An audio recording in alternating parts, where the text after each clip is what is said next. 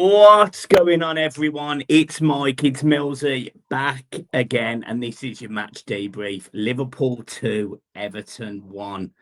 A game of two halves, in my opinion. We're going to dig deep. Remember, this show is exclusive to Spotify, Amazon Music, and all the streaming platforms. This is the only show where you can listen to Blue Boys Network only. And on top of that, I am doing the sleep out. So if you can support me, the link is in the description below for donations. It would be immense. We are sponsored by Match Bingo and Flyers, so make sure you get yourselves on the respective websites. For Match Bingo, the code is BBN, and you will get a £200, 200% additional deposit, not £200, Jesus Christ, a bit out of business. £200 additional percentage deposit. And of course, we will be in Flyers Monday night for West Ham facing us at Bramley Moor. I tell you what, it's long. It's long. We're gonna have to work on that somehow. I need a script, Millsy. I need a script for it. Millsy, welcome back. How are we? No, thank you, mate. I'm good. Thanks as always for inviting me back on. Appreciate it. We were on last week and we were doing the derby preview. And I seen someone in the comments said, "Good Lord, can we get John back?" So I apologise. If you're that person, he's back soon. I did say that. Yeah, I did say that. More fun and games. I tune in for you and John. I tune in for you and John, but he's away on a family holiday, so happy to fill in. But he's back soon. You'd be glad to know.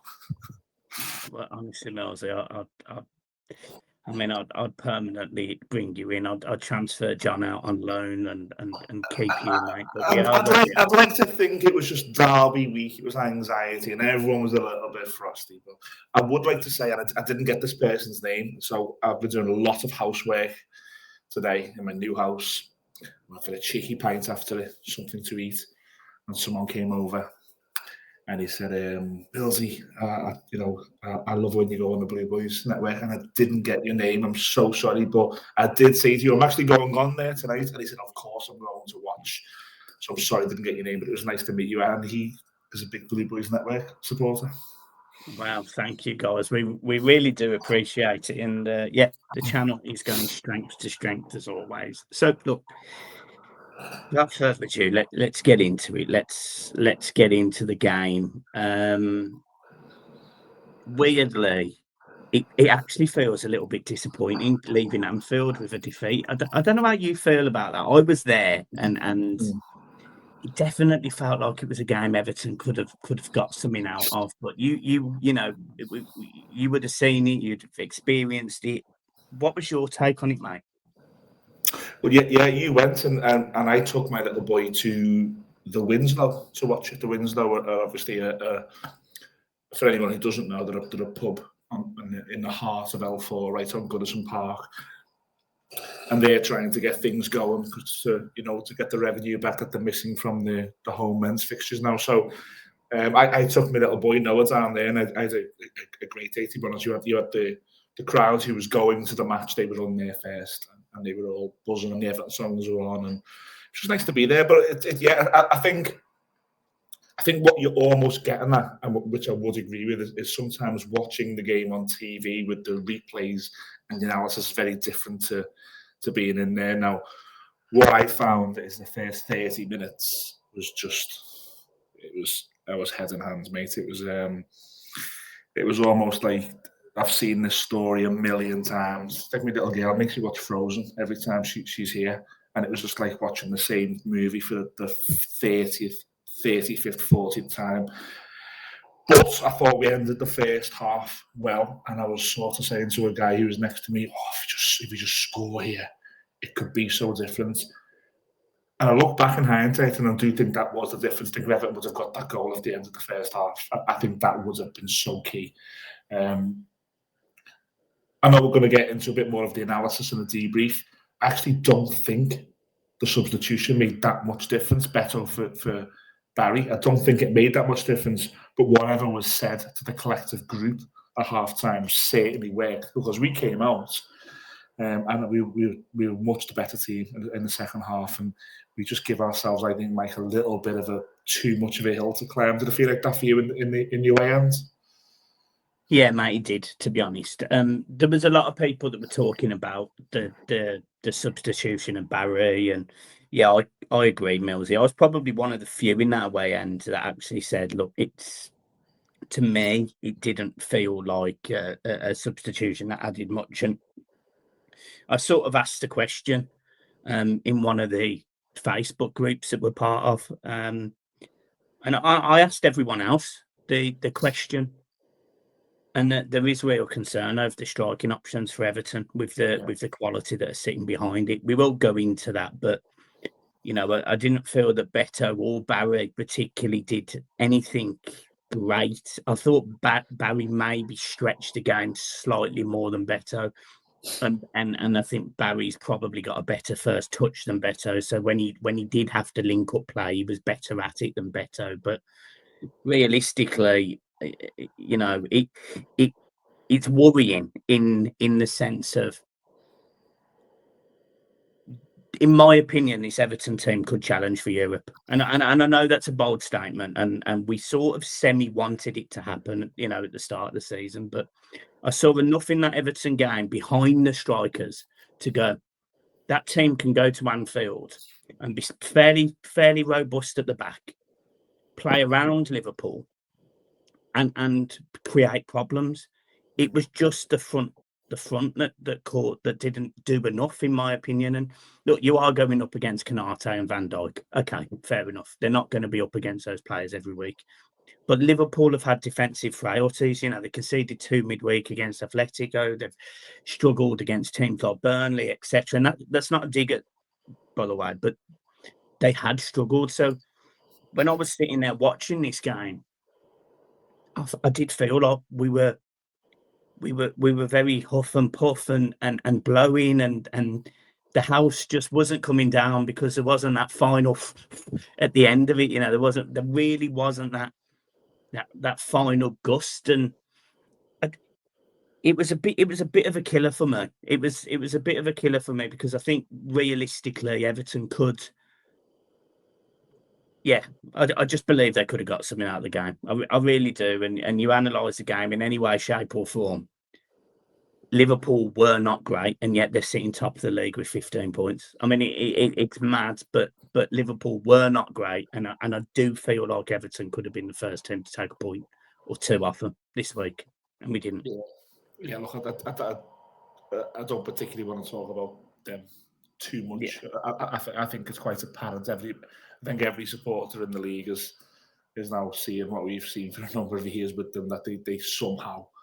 They always find a way, which can be frustrating, especially when you're playing against them. But look, it's a result that always hurts. I noticed when I was watching the screen in the Winslow that the players and Moyes got a fantastic reception at the end of the game, and I think that shows just how much that you guys who were there valued the performance. It was similar when I watched it. At good in some ways, it was people just really. Sort of frustrated and then took a breath. So actually plays okay there. It was just that first half. But there's enough signs there for me, mates. There's enough signs to say that we're going to be more than okay. And then the season is a 38 chapter book. It's not a 1 chapter book. And this is always going to be a tough game. We always seem to struggle here. But I think that it was almost night and day from Anfield performances the second half. I've not seen Everton have so much of the play at Anfield and have them on the ropes the way we did in the second half. And I would really like to concentrate on that, because for me losing there is almost, like I said last week to you, I'm 40 and it's part of my makeup that we don't win at Anfield, unfortunately.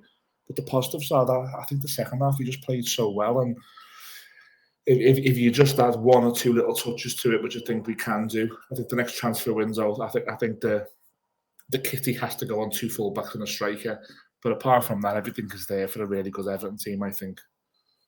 Yeah, there's a couple of things just while we're in this and people will be invested in this. There's actually a couple of things I wanted to throw in here.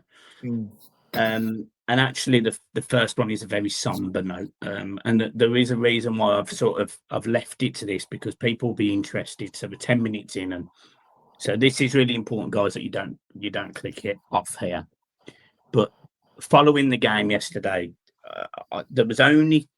in my opinion, it's incredibly tragic news that the ex-Liverpool ladies manager passed away. And there's various different rumours around how and what happened, and one of the suggestions may be that he may have took his own life. So, look, we want to send love and prayers and care to everyone connected with the whole Beard family. But the other thing I wanted to echo, and we've said this on this channel thousands of times, and we will always be advocates for it, but if you are struggling and you are on your own, please reach out to anyone and everyone, because a world without you in it is a worse world, and you have to remember that, because if love could save everyone, it really would. So look, I just wanted to throw that in there, Millsy, while we're invested, so everyone else can echo that. But yeah, it was incredibly sad on top of what happened yesterday. Before we go into the rest of the video, Yeah, 100%. It's never nice to hear of. I mean, we had a similar one with the Hitman, didn't we? Last week there was some rumours about how his journey ended, and it's quite key. I know I would never break confidence, but I know you guys have helped a lot of people. We try and help over on our channel. I remember a guy coming over to me and John last season and was very open, talking about his struggles, and that's all you need to do. You just need to open that conversation, and that conversation can be you asking us how we are, how's things, guys, with you, and then we get to you. It doesn't have to be as extreme as I'm struggling. It can be, but just talking. I think the one thing I've learned over the past 18 months in my personal life is it's great to engage. It's great to talk, to have that friends who you notice been a little bit quiet, or if you're being a little bit quiet, can you reach out to somebody? Sometimes a conversation can be the turning point for everybody, and I'm not ashamed to say on this channel I've sought help in the past, and one of the things I really try and apply to my life is always look for gratitude. What are you grateful for? There is something in your life. There's a friend, there's a partner, there's a child, there's a mother, there's a house, there's a job. There's something that is worth you sticking your positivity lens onto. And yeah, it's life can be tough. Life can be tough. Really sad news to hear about that. But as Mike said, I think Mike and John do fantastic things on here, and I know full well that if anybody does want to reach out to them, then Mike and John are definitely there for their subscribers. Yeah, thank you. And look, guys, as I say, I just wanted to throw it in the middle when everyone's invested, because it is a key message. You know, a lot of people skip the first 2 minutes of my videos, I've noticed. So if you get it in on the 10-minute mark, it's there. Right, getting back to the debrief. Look, I think it's important as well that we talk about some of the stats. I think you were right in mentioning that, and you know, I have got the stats here. 57% to 43%, XG of 0.9 against 0.7, total shots 11 against 9, shots on target 3 against 2, corners 5 against 4, saves 1 against 1. That to me suggests that Everton were in the game, and I can tell you from a second half perspective, there was only one team that was going to go and get that 4th goal in the game, and it was Everton. When you were watching the game, what was you screaming out for? What was the bit that was missing? I think we've loosely covered it, but it's the 18-yard box. It's there's a number of times I think. Now, one of my red mates sort of said this as a bit of a joke today, and I didn't quite understand it. He said, "Oh, you just look for Grealish." My reply was, if you had Jack Grealish in your team, then you do look for him. But what I noticed yesterday is when he had the ball, he almost looked up and said, "That's not the option. To put the ball in that box isn't the option. Do I stand on it? Do I wait for Keenan? Do I wait for Vitali? And do we try and get a second phase of where we're at because the ball in the box here?" I appreciate he's probably played with the best striker around for a number of years, and you put that ball in the box to Erling Haaland or Kevin De Bruyne is on the edge of the area, and he's been spoiled. But I did notice that was a number of times that he stood on the ball because he obviously thought the option to the striker wasn't the best option in that moment, and I think that's telling. I think we discussed it, mate. If we had a striker yesterday, we wouldn't have lost the game. And I know I'm going to cop flack for that. People are going to come at me, especially in relation to Tierno Barry, because I said it on Across the Park podcast, and I got hammered for it. And I'm not taking him out. I'm just saying he's not ready yet. He is not. At this moment in September 2025, he's not ready to lead Everton's line.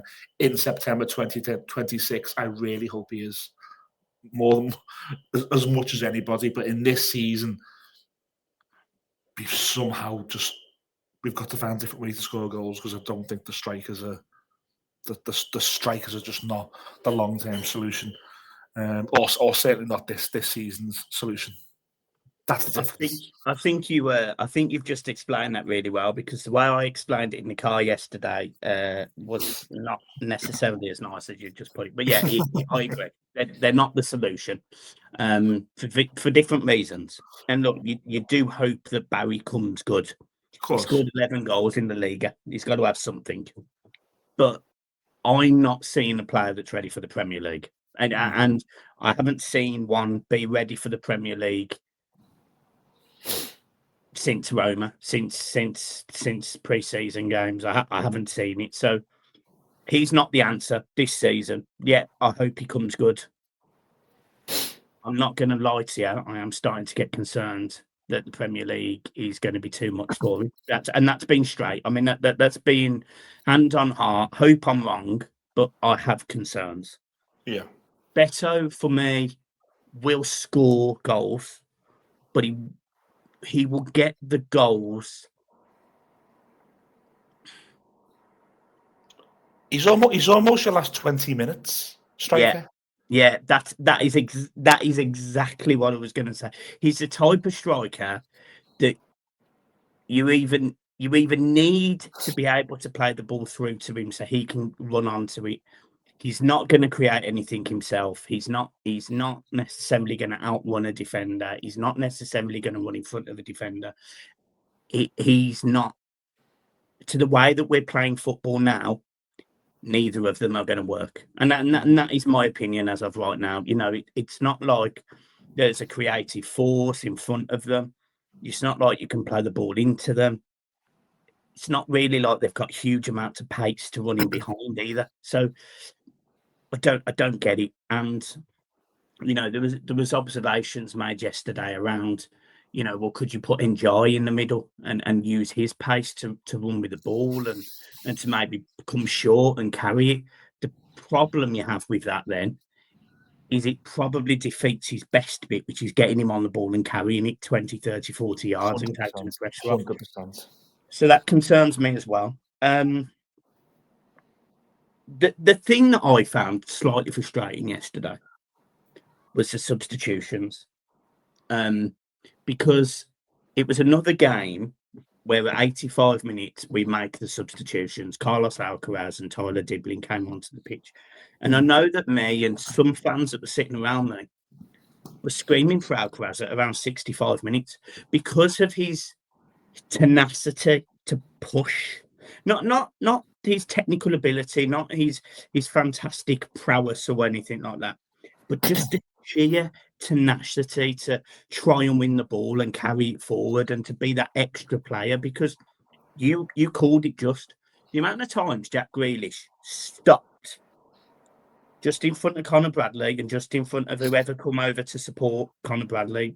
You tended to be McAllister, could have been Szoboszlai, could have been anyone. But whoever stood with him, there was always two. He always ended up past right, which would either go to Idrissa Gana Guy or James Garner. Well, no disrespect to Idrissa Garner guy, but I think in that moment, I would have preferred the ball going into a Charlie Alcaraz, to be honest, and for Alcaraz then to be able to get it out of his feet, to shoot, to pass out wide. I'm not saying Garner had a bad game, because he didn't. He was brilliant, but I think at certain moments you have to do the game management piece. And for me, I thought Carlos Alcaraz, Charlie Alcaraz, however you want to say his name, I genuinely felt like him being on the pitch yesterday could have been useful. And Tyler Diblin, he's very composed with the ball. He's very, very composed on the ball. And lots of people have said, "Oh, he's not ready. He's not ready." He played 34 times for Southampton in the Premier League last season. I don't get the narrative that he's not ready. Just like, if you're going to give Barry 45 minutes, for me, Tyler Diblin is more ready than Barry, in my opinion, in terms of Premier League readiness. So I didn't get those two subs at the time. I would have got them 20 minutes earlier, at 70 minutes. I would have got that. But when we were chasing the game, I almost would rather lose 3-1, but have a real go, getting loads of people in the box and trying to overload Liverpool and lose a goal on the counter, than not get a shot off in the last 20 minutes. Do you get what I mean? No, do you know what? I 100% get what you mean, but I'm going to try and give the opposing view, which I think is what the manager was thinking. I think we were on top, and what we were doing was seemingly working. And I genuinely think that the manager thought that we had 2-2 in us with those whatever he said at half time and the little tactical changes that he did. I think he thought we had enough, and I think you probably thought it at stage in the second half. I thought the second goal was coming. The Alcaraz one, I personally, I'd have brought him on earlier. But I was sitting there thinking this in the second half, because there was a guy behind me in the Winslow, and he said, "Would you make some changes in it?" And I said, "Yeah, I'd like to bring Alcaraz on." And he said, "Who for?" And I thought, well, not Grealish, not Ndiaye, not Dewsbury Hall.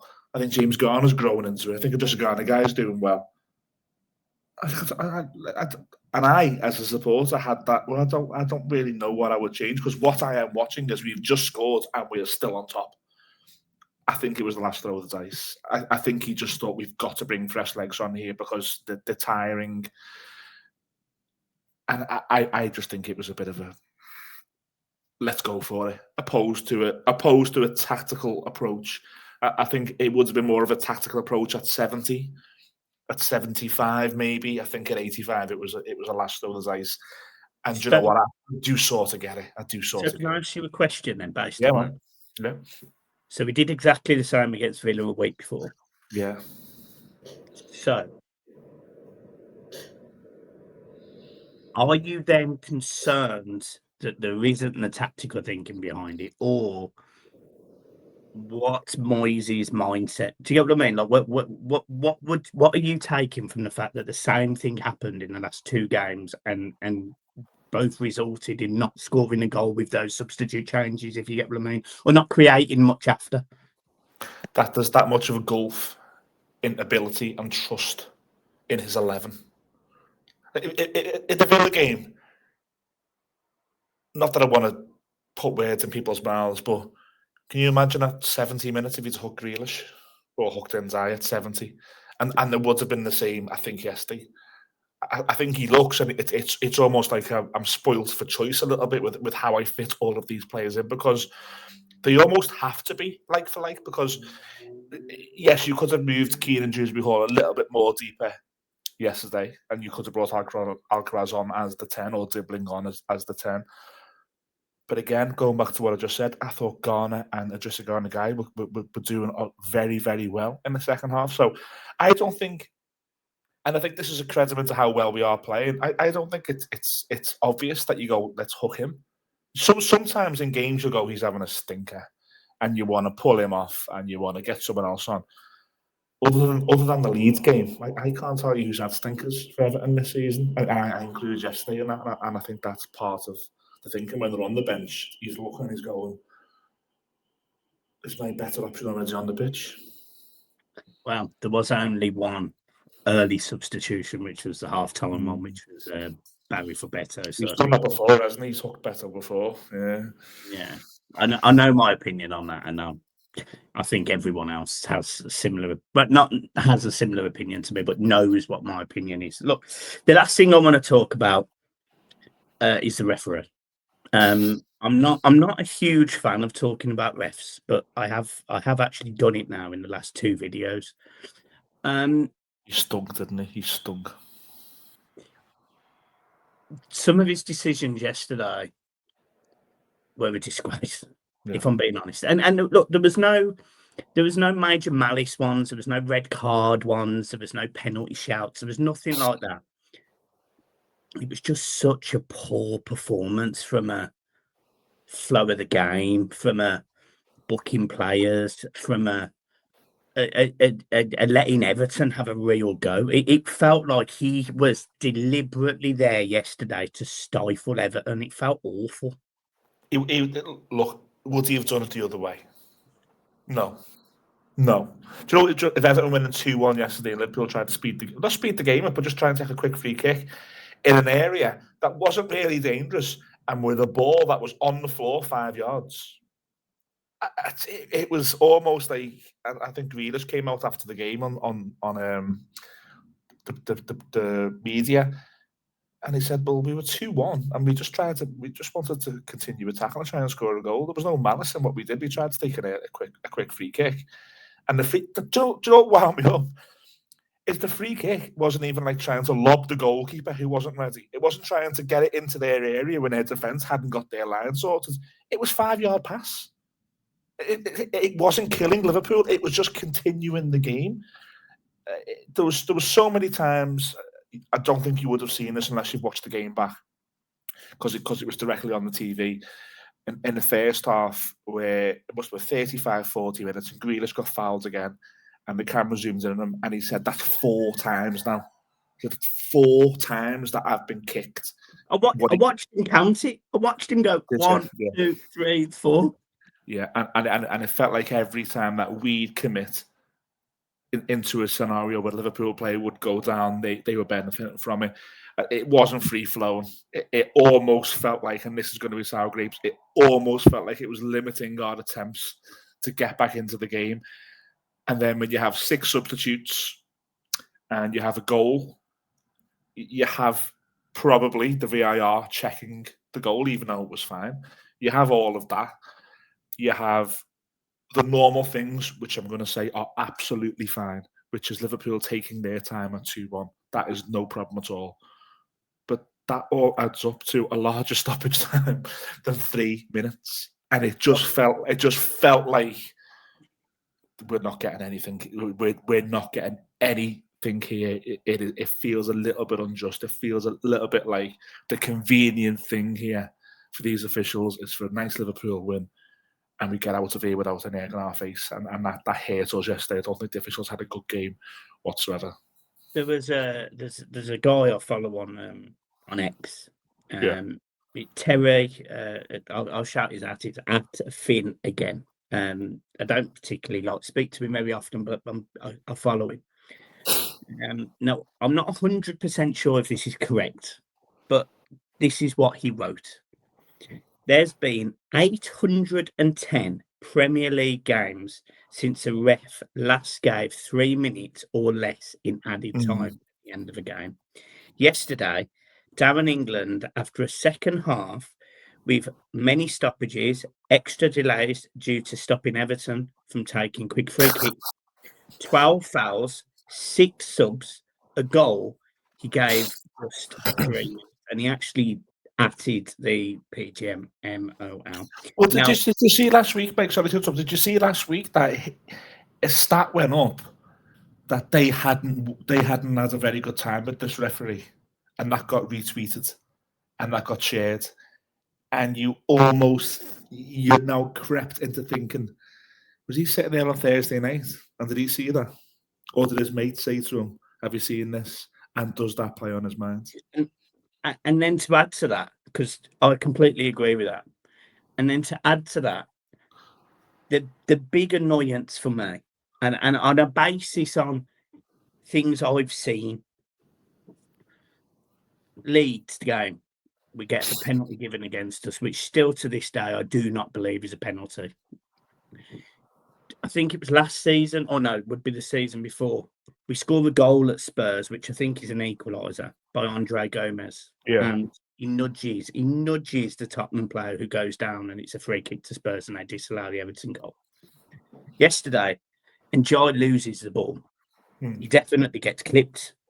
He definitely loses the ball, and Liverpool go on to win or score the first goal 1-0.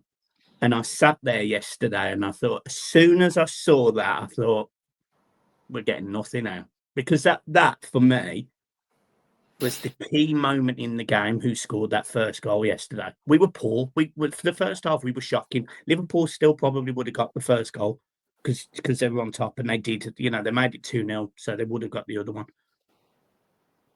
But going in at 1-0 down at half time, I think would have been better for Everton than going in 2-0 down at half time. And I thought that was a poor decision as well. So on top of that, all of those things was a complete farce yesterday. And then to top it all, which is why I'm not usually this thing about Liverpool being media darlings and things like that.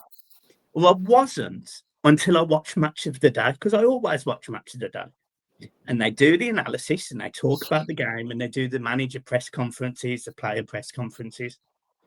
They completely cut out the bit where David Moyes has a pop at the officials. Don't even mention it. Cut it out. The whole 1 minute 30 monologue of Moyes going, I don't get it. It wouldn't have happened if it was anyone else. Blah, blah, blah, blah, blah. They completely cut out. They didn't talk about the foul on Njai. They didn't even talk about it. So I sat there yesterday watching that with Wayne Rooney on that panel next to Danny Murphy, thinking, are you going to say something? And I'm not, this is not digging out Wayne Rooney because I'm sure he has to be scripted. I've been in those studios. There's a telemonitor. This is not a dig at Wayne Rooney. But I sat there and thought, that demonstrates to me that they were told, do not talk about the referee. Do not talk about the referee. And they didn't. It was an absolute disgrace yesterday, from the game to Match of the Day to the media. Shocking. They didn't talk about it much on TNT. So the cameras did show Grealish getting booked after the game, and the cameras did show Moyes, and in game it showed you Moyes doing that to the referee, but they never analysed it. They never even said Moyes is frustrated with this. It was just like it was fine. Like, this is what happens, and this is fine, and everyone get in line, kind of thing. And do you know what what's horrible about it is, I don't know what the answer is, because 5 years ago I was probably on this channel with you, and I don't know whether you were or what, but I'll be guilty of it. I was calling for help. I was calling for VAR, and I was calling for the referees are that bad. Now you've gone so far the other way where VAR's not good enough, and now you've got the media who toe the line. And I do not know what the answer is, because this Super League 6, or whoever you want to call them, or these big clubs, they do get the rub of the green, and they do get the media. The media go, well, how do we make more money this year? We put Liverpool on more. And then what do we do when we put Liverpool on more? We get some famous supporters of Liverpool in the media, and the whole thing then becomes, okay, well, us down here, I've just got to fucking put up with this now. I don't know what the way else is. And do you know what, like, I 100% agreed with that comment until I walked the dog this morning and I went, surely it would have made more sense, more clips, more views on their socials, on their YouTubes, on their social, all of those, for them to repeat what Grealish said and for what David Moyes said.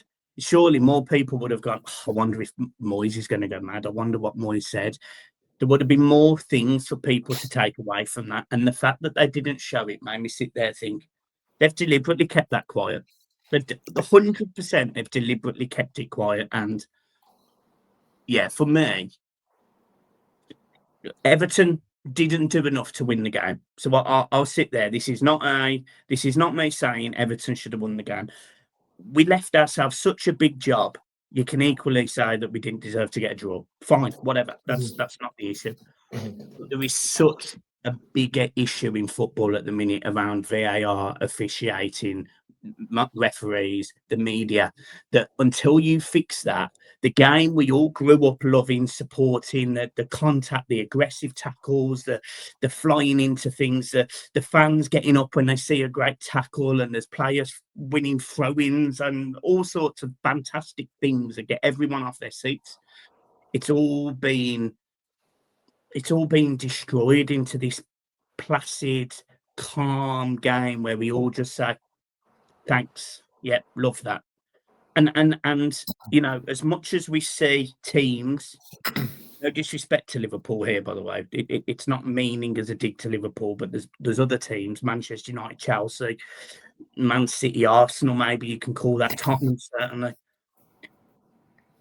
But the Premier League is all about money, tourism, growing, getting more eyes on it, more clicks.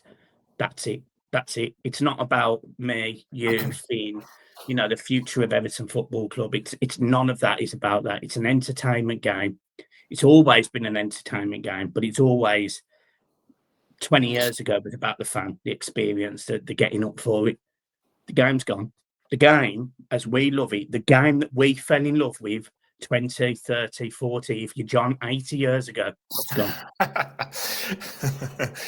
I think the growth of social media, the growth of now having 900 channels compared to 5 back when I was a kid, I think it all contributes. I think if you're sitting in a room of 20 people and you've got an opinion that 17 won't agree with, most people will sit in their hands. And I think that's probably the case with certainly the example you've said there with the Grealish interview with TNT Sports. They put the interview up, but there was no narrative to it. There was no catchy emojis. There was no whatever and hard done by, because it would have been unpopular. It would have engaged a certain set of fan bases who don't like Liverpool Football Club, but the Liverpool fans would have just killed it on them. So they don't go there. A match of the day, very, very similar. They don't want a lot of hate on their social medias. They don't want emails, and they don't go near it. They don't dare say Manchester City, Manchester United, Liverpool, or these teams who sit at the top of the league most seasons. They don't go with the narrative that they don't deserve to be there. They feed the masses and they say, oh, this is great. So we start telling you how great it actually is, so you can like our tweets and engage with us, and we can get more sponsors.